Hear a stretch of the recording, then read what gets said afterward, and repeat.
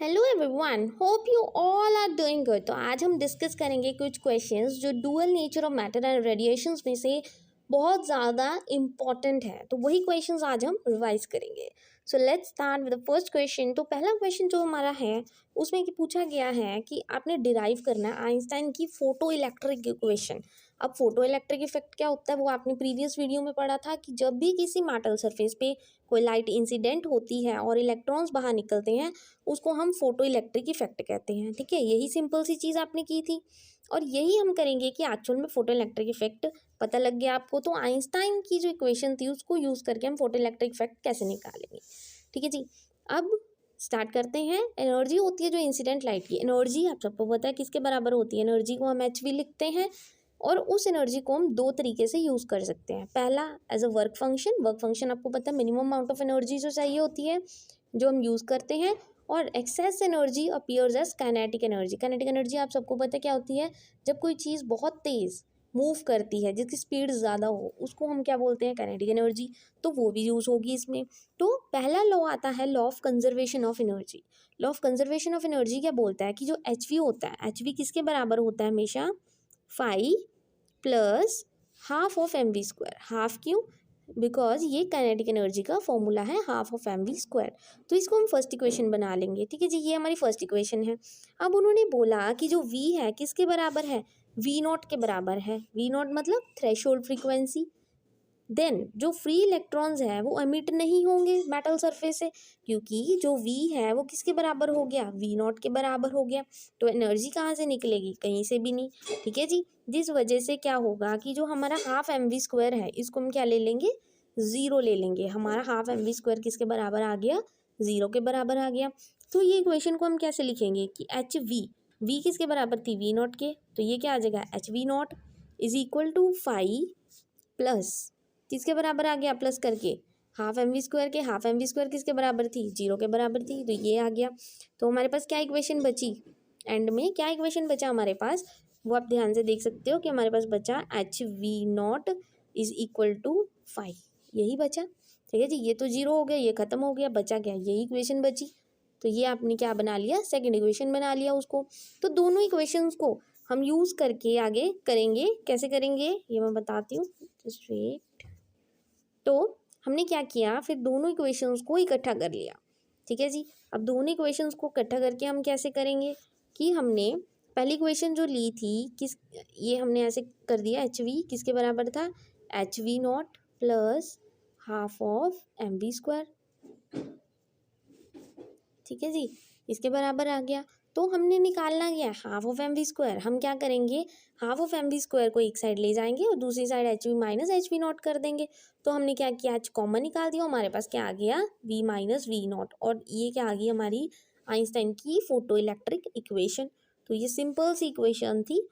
I hope ये आपको equation समझ आ गई, क्योंकि इक्वेशन बहुत बार पेपर में आती है। आपने कुछ नहीं करना, बस काइनेटिक एनर्जी के इक्वल लेना है और V को V0 के बराबर लेके वो काइनेटिक एनर्जी जो होती है वो ज़ीरो के बराबर आ जाएगी, क्योंकि मूवमेंट ही नहीं होगी। जब इलेक्ट्रॉन की मूवमेंट ही नहीं होगी तो काइनेटिक एनर्जी तो होगी ही नहीं, तो वो ज़ीरो हो गई। तो दो इक्वेशंस को लेकर इक्वल करके आपने काइनेटिक एनर्जी निकाल देनी है, तो आपको आइंस्टाइन की फोटो इलेक्ट्रिक इक्वेशन मिल जाएगी। ठीक है जी, तो अगला क्वेश्चन देखते हैं हम। कैलकुलेट करना है हमने de Broglie wavelength of electron. Calculation कैसे करोगे, इसका भी सेम आपने करना है। क्या करना है, जब भी आप देखो वेव इलेक्ट्रॉन्स की बात आई है, जो इलेक्ट्रॉन्स है वो बाहर निकलते हैं, उसकी कोई स्पीड होती है इलेक्ट्रॉन की सरफेस के बाहर जाने की, उस स्पीड को हम काइनेटिक एनर्जी बोलते हैं। ठीक है जी, तो m हमारे पास मास है, E हमारे पास चार्ज है और v हमारे पास क्या है, वेलोसिटी है। ठीक है, when accelerated from rest through potential difference of V हमारे पास वोल्ट है। ये छोटी छोटी चीज़ें जो आपने थ्योरी में लिखनी है। तो पहला हमारे पास काइनेटिक एनर्जी कितनी है, हाफ ऑफ mv²। ये हमारी पहली इक्वेशन है। ठीक है जी, तो क्या है, ये हमारे पास पहली इक्वेशन है, हाफ ऑफ mv²। फिर उसके बाद जो वर्क डन होता है, वर्क डन किसके बराबर है, QV के। मतलब Q क्या होता है, चार्ज की बात की गई है, हमारे पास यहाँ पे इलेक्ट्रॉन्स है जो चार्ज है, तो जिस कारण वो EV आ गया। ये हमारे पास सेकेंड इक्वेशन आ गई। तो हमने दोनों इक्वेशंस को क्या कर दिया, बराबर कर दिया। Half of mv² is equal to EV। इसमें से हमने V की वैल्यू निकाल ली, V का स्क्वायर था, जिस वजह से क्या आ गया हमारे पास, 2EV अपॉन m। सिंपल सी ये चीज़ थी, हो गया। तो इसके बाद हमने क्या किया, इसी चीज़ से हमें लैम्डा पता है, लैम्डा क्या होती है, वेवलेंथ होती है, ठीक है जी। तो वेवलेंथ हमने निकाल ली है, वेवलेंथ का फॉर्मूला क्या होता है, h/mv, ठीक है। तो हमारे पास v की वैल्यू यहाँ से है, ठीक है जी, h एज इट इज़ रह जाएगा, तो हम वैल्यू पुट कर देंगे, ये हमारे पास निकल आएगा। तो हमारे पास मास की वैल्यू है कि इलेक्ट्रॉन्स का मास कितना होता है, ठीक है जी, उसको निकाल लेंगे, और h की वैल्यू भी कांस्टेंट होती है, ये भी आपको मिल जाएगी, सारी वैल्यू पुट करके आपके पास ये इक्वेशन आ जाएगी, ठीक है। कुछ नहीं करना, तो यहाँ तक कर दो, बस बहुत है। वैल्यूज पुट करके आपने ये निकालना है, तो वो भी आपकी मर्जी है, ठीक है जी। तो ये है हमारे पास de Broglie wavelength of electron, और ये क्वेश्चंस बहुत बार आते हैं, जिस वजह से मैं आज आपके लिए यही क्वेश्चंस लेके आई हूँ, ठीक है जी। ये 2 क्वेश्चन समझ आ गए। अब इसके बाद एक और क्वेश्चन है यहाँ पे कि जो इलेक्ट्रॉन और प्रोटॉन है वो सेम स्पीड से मूव कर रहे हैं, which will have the more wavelength. इन्होंने बोला कि जो इलेक्ट्रॉन है और प्रोटॉन है दोनों एक ही स्पीड से मूव कर रहे हैं, तो इनकी वेवलेंथ कितनी होगी, ठीक है। तो आपको सबको पता है डी ब्रोगली वेवलेंथ अभी हमने की कि क्या वेवलेंथ का फॉर्मूला होता है h/mv। तो जब इलेक्ट्रॉन की बात आए तो आप इसको ई लिख दोगे, जब प्रोटॉन की बात आए तो उसको पी लिख दोगे, एज इट इज़ आपने एम ई और एम पी बना लिया। और दोनों क्या है, इक्वल स्पीड से मूव कर रहे हैं, मतलब दोनों बराबर होंगे। जब दोनों को ही आपने बराबर कर दिया तो दोनों की स्पीड भी बराबर होगी। तो इसमें क्या बोला गया कि जब मास होता है प्रोटॉन का वो ग्रेटर होता है इलेक्ट्रॉन से, बट एक्चुअल में देखा जाए तो दोनों क्या होते हैं, बराबर होते हैं, जिस वजह से दोनों क्या आ जाएंगे, इक्वल आ जाएंगे, ठीक है जी। तो ये क्वेश्चन था। अब एक क्वेश्चन और है जो मोस्ट इंपॉर्टेंट है, what will be the value of stopping potential, अगर फ्रीक्वेंसी है जो रेडिएशन की इक्वल हो जाए थ्रेशोल्ड फ्रीक्वेंसी के। थ्रेशोल्ड किसके पहले तो आपको स्टॉपिंग पोटेंशियल का फॉर्मूला पता है, HV equal to HV0 plus EV0। उन्होंने बोला कि जो स्टॉपिंग पोटेंशियल है वो क्या हो गया, उसके बराबर हो गया थ्रेशोल्ड के, मतलब V0 के बराबर हो गया। तो V को हम V0 पुट कर देंगे, तो सारे का सारा आंसर क्या आ जाएगा हमारे पास कि V0 किसके बराबर है, 0 के बराबर है। बस इतनी सी चीज़ हमने करनी है और ये आपका आंसर आ गया, ठीक है जी। तो उन्होंने बाद में एक क्वेश्चन पूछा कि आइंस्टाइन की फोटो इलेक्ट्रिक की इक्वेशन क्या होती है, ये अभी हमने पढ़ी कि उसकी इक्वेशन हमारे पास क्या मिली थी, half of mv² is equal to HV minus V0, ठीक है। ये हमारे पास इक्वेशन आ गई थी। फिर एक एक्सपेरिमेंट है, वैसे तो कई बार क्वेश्चन आता है इसमें से, कई बार नहीं आता, ये इतना मोस्ट इंपॉर्टेंट भी नहीं है। What is the aim of Davisson and German experiment.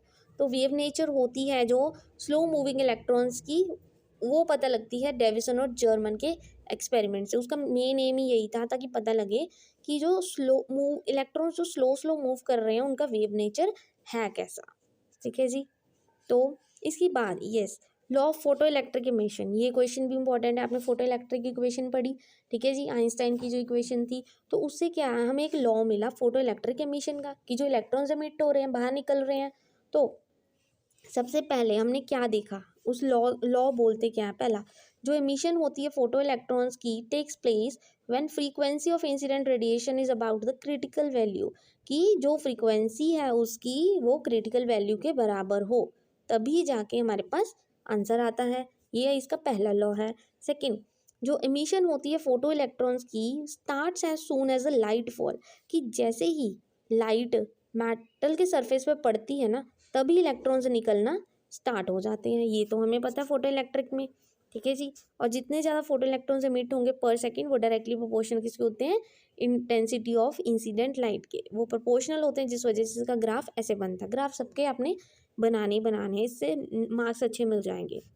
Third, the maximum kinetic energy, कि जितनी ज़्यादा काइनेटिक एनर्जी होगी, मतलब उसकी मूवमेंट होगी with which the photo electrons emit the metal surface, depend करता है कि उसकी फ्रीक्वेंसी क्या है, और इंडिपेंडेंट होती है इंटेंसिटी की, इंटेंसिटी पे डिपेंड नहीं करती, इसलिए वो डिपेंड ही नहीं करती, वो चाहे जितना मर्जी मूव करे वो डिपेंड करती ही नहीं है इंटेंसिटी पे, जिस वजह से आप ये इसका ग्राफ बनाओगे। तो ये है कुछ इंपॉर्टेंट क्वेश्चंस। और आज की वीडियो अगर आपको अच्छी लगी हो then please don't forget to like and subscribe my channel. Thank you very much.